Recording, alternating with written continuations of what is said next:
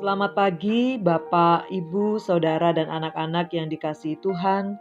Selamat berjumpa kembali dalam program Repa, Renungan Pagi GKJ Mino Martani. Sabda yang akan kita baca dan renungkan terambil dari Mazmur 42 ayat 2. Demikianlah firman Tuhan. Seperti rusa yang merindukan sungai yang berair, demikianlah jiwaku merindukan Engkau, ya Allah. Tema renungan pagi ini adalah rindu kebaikannya.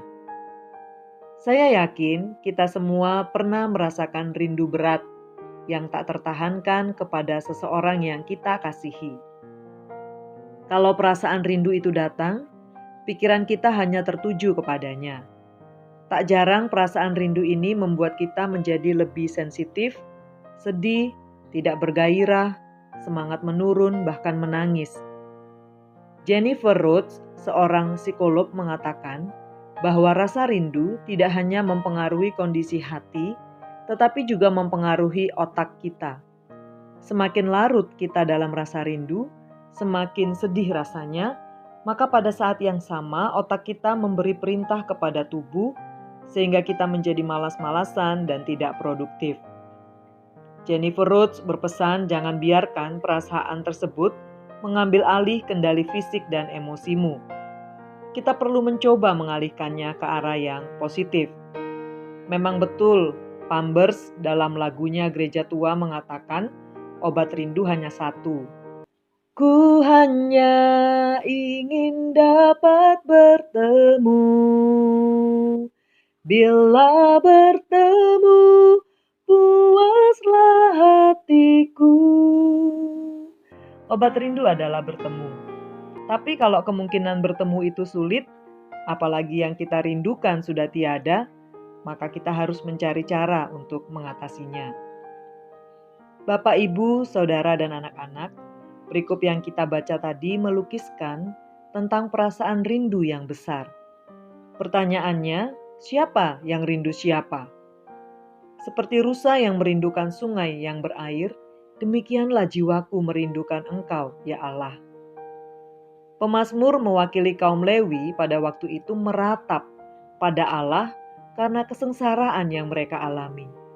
Seluruh umat Israel, termasuk kaum Lewi yang ada di sekitar dan tinggal di dalam bait suci, diusir dan dibuang ke Babel. Sebagai bangsa yang terbuang, mereka tinggal jauh dari tanah air mereka. Hidup dalam pengasingan dan penolakan, tinggal dalam kehinaan, dipaksa keluar dari zona nyaman, dipaksa untuk berada di tempat yang mereka tidak inginkan, tidak lagi melakukan apa yang biasa mereka lakukan, tidak lagi melayani di bait suci. 70 tahun lamanya mereka dibuang, bukanlah waktu yang singkat. Kebanggaan sebagai umat pilihan Allah semakin membuat air mata jatuh tumpah, mengingat perlakuan yang mereka dapatkan di negeri asing.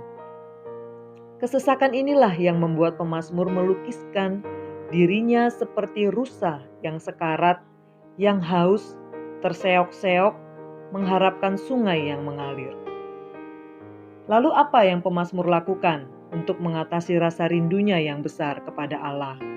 Pertama, pemazmur mengingat masa indahnya bersama Allah. Dalam ayat 5 dilukiskan bagaimana pemazmur mengingat masa-masa ketika masih berada di Yerusalem, ia begitu semangat memimpin umat menyanyikan pujian, berjalan paling depan menuju bait Allah untuk beribadah. Ia juga mengingat bagaimana Allah selalu hadir dalam peribadatan mereka. Mengingat masa-masa indah bersama dengan Allah penting untuk dilakukan. Menarik juga untuk kita teladani. Ketika kita mempunyai pengharapan yang belum tergapai, kita merasakan pergumulan yang belum selesai, persoalan datang bertubi-tubi, sakit penyakit yang tak kunjung sembuh. Ketika kita dikeluarkan dari zona nyaman kita, dulu kita bebas melakukan banyak hal, sekarang terbatas dan rasanya tidak bisa berbuat apa-apa. Sedih, marah dan menyalahkan Tuhan bukanlah solusi yang baik. Sebagaimana pemazmur dalam kesesakannya, justru merasakan kerinduan yang amat sangat dengan Tuhan. mari kita pun tumbuhkan rasa rindu akan hadirnya Tuhan. Dalam kerinduan itu, kita mengingat masa-masa indah bersama dengan Tuhan. Kita bangkitkan lagi memori-memori kita tentang cintanya yang besar. Kita bangkitkan lagi memori bahwa kita pernah dan masih mencintainya. Yang kedua, kendalikan perasaan dengan pikiran kita. Hal kedua yang diperbuat pemazmur dalam kesesakan dan kerinduannya kepada Tuhan adalah mengendalikan perasaan dan pikirannya. Kepada jiwanya pemazmur bertanya, "Mengapa engkau tertekan hai jiwaku dan gelisah dalam diriku?" Ayat 6a. Berada dalam pembuangan membuat jiwanya tertekan dan gelisah. Namun setelah mengingat kembali semua kebaikan Tuhan, ia memperoleh kekuatan dan keyakinan bahwa Tuhan tidak pernah meninggalkannya. Dengan mantap ia berkata kepada dirinya, "Berharaplah kepada Allah." Walaupun doanya belum terjawab, permohonannya belum terpenuhi, dan keadaannya belum berubah, ia beriman bahwa Allah hadir sama seperti ketika dulu ia di Yerusalem. Bapak, Ibu, Saudara, dan anak-anak, dalam pergumulan hidup yang kita alami, membangkitkan rasa rindu akan hadirnya Tuhan akan memampukan kita untuk berjalan kuat dan yakin dapat melalui pergumulan tersebut dengan baik. Mari kita belajar mengingat semua kebaikannya dan mengendalikan pikiran dan perasaan kita. Mari berdoa.